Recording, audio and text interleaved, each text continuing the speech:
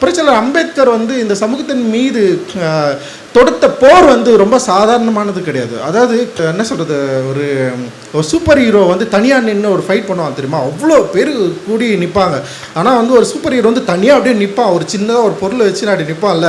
எனக்கு எப்போயுமே வந்து புரட்சியாளர் அம்பேத்கர் வந்து அந்த விஷுவலோட தான் நான் அவரை எப்போவுமே பார்த்துட்டே இருப்பேன். குறிப்பாக அந்த விசாக காத்திருத்தலில் வந்து ஒரு இடத்துல வந்து பார்சியாக தன்னை வந்து பொய் சொல்லிட்டு தங்கிட்டு இருக்கிறப்போ பல நூற்றுக்கணக்கான பேர் வந்து அவர் தாக்க வரப்போ வந்து அவர் என்ன பண்ணுவார்னா நிராயுத பாயனா அப்படி நின்றுப்பார். அவர்களை எதிர்ப்பதற்காக ஒரு விஷுவல் இருக்கும். அந்த விஷுவல் வந்து எனக்கு தொடர்ந்து என் மனசில் வந்து வந்துட்டே இருக்கும். அவர் முன்னாடி இவ்வளவு எதிர்ப்புகள் இருந்திருக்கு.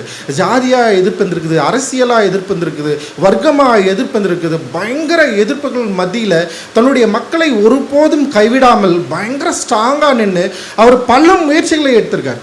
சின்ன சின்ன முயற்சிகள் கிடையாது, பெரிய பெரிய முயற்சிகளை வந்து அவர் செஞ்சுருக்கார். எழுத்தின் அளவில், ஆராய்ச்சியின் அளவில்.